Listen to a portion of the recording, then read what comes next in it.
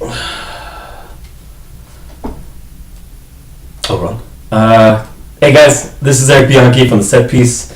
We're gonna have a little fun this week. We're gonna discuss the financial fair play rules, which are apparently appropriate and apply to some clubs more than others. However, we'll kind of go over that, and as you know, we're trying to do a little bit of a different format for the remote members of the cast of the Set Piece. Myself and Wes will be going over a weekly topic, which will hopefully come in from you guys out there watching the show. Hopefully we're increasing our viewership and we can get a couple of you guys out there to discuss exactly what we're trying to do here and get you involved in discussion, banter, whatever it is. You want to talk trash, come talk to us, whatever it is. West's team sucks right now. It's currently there behind Newcastle. That's all I gotta say. However, our question this week the topic this week, I should say, came from JP Finity. He had some questions revolving around the financial fair play regulations that are being acted on clubs that are competing in UEFA competitions. These UEFA competitions, as you know, are something that are generally for your top qualifiers, which are generally the people that are spending the most money. So you would probably want to make sure that they have a level playing field, that they're not only just spending because some guy from somewhere else has a whole bunch of money. You want to make sure that he's running the team efficiently rather than just pumping a whole lot of money and leaving it barren. We've seen these kinds of bad situations with financial ramifications at Portsmouth, among others, which I won't even bring up out of respect to them. The financial, delve into a little bit more details. Myself, I'm coming from a finance background. Solely, I've worked in the NHL. I'm currently working with a French organization that does international dealings in the Americas as well. So I'm privy to a lot of these kinds of tax ramifications and things that are kind of, you need to be kept up to date on, and everything should make sense at the end of the day. So let's talk about the financial fair play goals and guidelines and ramifications. The sole goal of all of this is to get the stage, or to get teams to a break-even point. Now, that isn't automatically just going to happen overnight. A lot of these teams spend a lot of money. You might think transfer fee of $1 billion is a lot of money, or $100 million. Oh my God, it's so much money for Cristiano Ronaldo. Really, a lot of this stuff is kind of excluded from the balance sheet operations. They may spend it, they probably get it back. These kinds of transactions are often a wash. So what you need to focus on when you're thinking of financial fair play is, how much money is my team actually paying to the players? How much money are they getting through a sponsorship? How much money are they getting from a TV deal? How much money are they getting through a local network, a web page, simulcast, anything that is possibly out there that they can use to generate revenue? And their expenditures are going to be high always. And for the most part, you would like to see your club operating at some kind of a point where they're getting to turn a profit. Now, that profit is going to have a lot of things that are swept under the line, you could say. For the case of financial fair play, what they do in order to get teams to a break-even point, or what they consider a break-even point, is that they will actually exclude things from your balance sheet or from your profit loss statement, which are general expenses. Now, your general expenses are your salaries, your wages, your stadium fees, your youth programs. However, that being said, your youth program actually is not part of this. It's not being examined, it's not being looked at. It's the one thing that I can say is a good thing for anybody looking at this financial fair play and thinking, oh my God, we've got a small club, we're not going to be able to compete with the big boys because they're always going to have the big sponsorships. Manchester United has Chevrolet, a bunch of the other teams have their own sponsorships.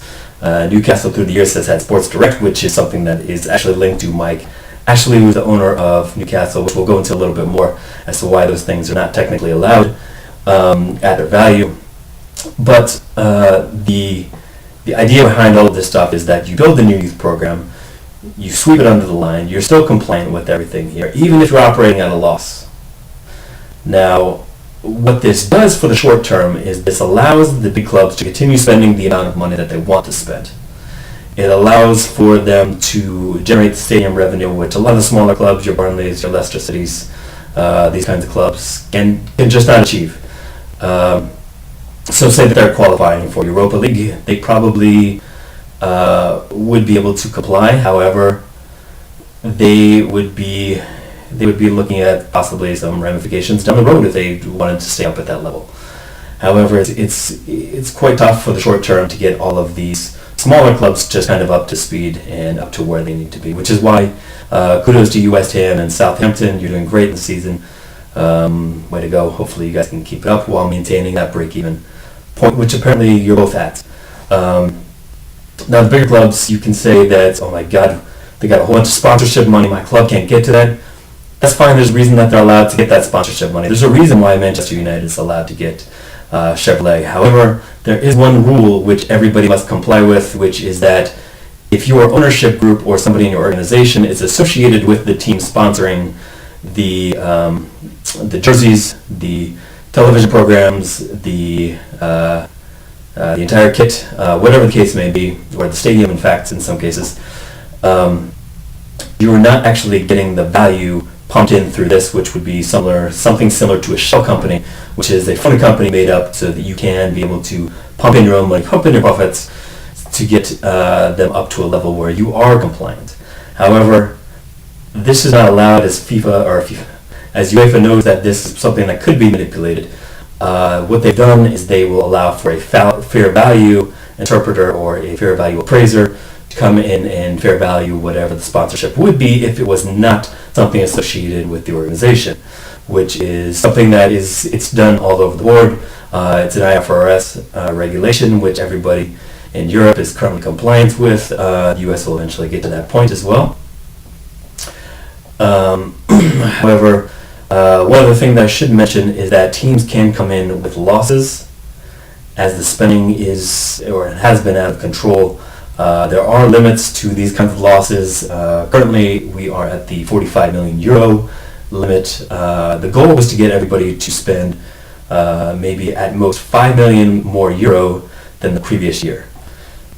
However, that's tough to maintain, as you don't know what the limit could be coming in. You could have a team that's spending a bunch of money and just cannot keep up with that, and all of a sudden is filing for bankruptcy, which nobody wants. You liquidate your assets, you all of a sudden just don't know what you're dealing with. The club is in turmoil, and that's really what FIFA is looking to avoid. But they do realize that losses are going to happen as clubs are currently operating at a loss, and in order for the short term to get clubs such as Monaco, your Atletico Madrid, maybe even a lot of your Italian leagues, Serie A, the majority of it operates at a loss currently. However, the goal is to get these teams to a break-even point. Thus, encouraging investment in the youth program is something that's good. Sweeping it under the line is something that you always want to see. They don't have to worry about the expenditures. They can spend as much as they want to, and that kind of stuff. So they do have to watch out for that stuff. Now, in order to be able to compete in a UEFA-sponsored tournament, you must abide by these regulations. You must apply for a license from UEFA. These licenses can be issued through your league. They can be issued from UEFA itself.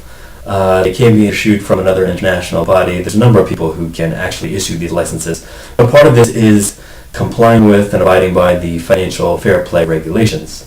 You do have to do your best to keep up with all of this stuff. One other last thing, that's the last thing I'll talk about with this. With a lot of teams, there is a significant amount of debt. This is fine. This is perfectly fine. Debt financing is something that is done throughout every industry. Equity financing is something that is very difficult to obtain. Debt financing, when you actually have a high valued asset, is something that is often the way to go, as you're not giving up a portion of your ownership group. You're financing it through a debt obligation. Now, the key is that you must be able to meet every single invoice payment, every single debt payment, every single bond payment, whatever it is, you must take care of it, or else you're all of a sudden not in compliance. Now, that is not part of the loss rule. That is something that is strictly adhered to. If they think that you're not doing that, that is the one thing that they will crack down on, or at least so that they've threatened. This is to avoid those kind of situations where you're once again in bankruptcy, you're in insolvency. However, a lot of these clubs are able to work around that to get this kind of smoothed out. So that's about it for the financial fair play regulations. Hopefully, you're able to see a lot of this stuff. The penalties are kind of across the board, so I'm not even going to get into that. It can be as little as a warning, such as "Little Johnny, don't do that," or it can be as simple or as difficult as banning them from a competition for X number of years. Hopefully for most clubs, it doesn't actually come down to that. However, I think at one point there will be a club struggling with that as these UEFA sanctions or as these UEFA regulations are enacted. Hopefully we can get everybody to that break-even point, and I think it's a good thing. That is definitely something that is needed. It keeps everybody in check. I'm obviously pro the FFP. Hope you guys are as well. Keep your questions coming. I'm going to delve into my second segment, which is Jeff Melendez asked me to put this all on one video, so I'm going to do a quick change out of my suit and tie into my Newcastle gear.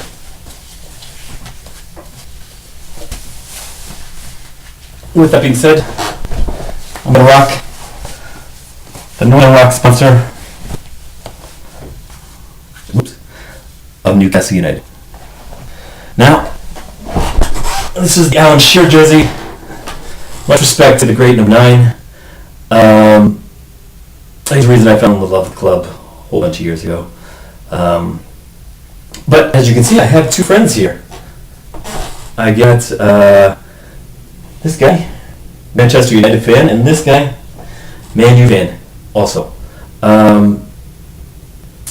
Now, Newcastle lost the derby last week, the Time War derby, but we've got an equally challenging matchup this week coming up with Manchester United.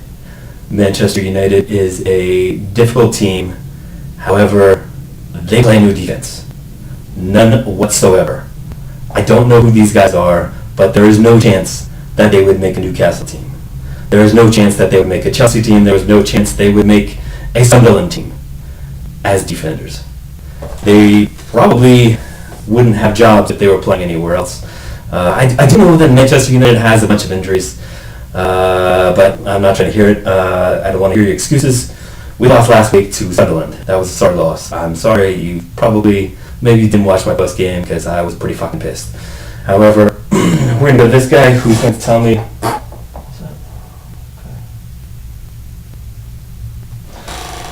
He tells me that the reason that Manchester United is going to win is because of De Gea.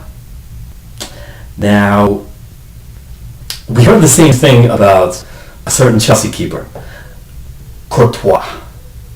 Now, nobody could beat Courtois. He was so tough. He was so good.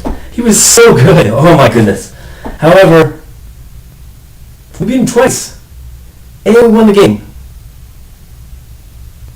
And we won the game. So, I'm not sure what this guy and this guy think is going to happen when you face the mighty Newcastle United. Sure, we're going into your stadium. We're going to see your fans. And then we're going to embarrass you. That's all there is to it. That's all there is to it. So I hope you enjoy your Christmas. I hope you enjoy your 25th. Because your 26th is going to be a nightmare. Just ask Chelsea. Erik Bianchi from The Set Piece. Follow us at The Set Piece FT on Twitter. Subscribe to us on YouTube, The Set Piece. Thanks, guys. Have a Merry Christmas and a Happy New Year.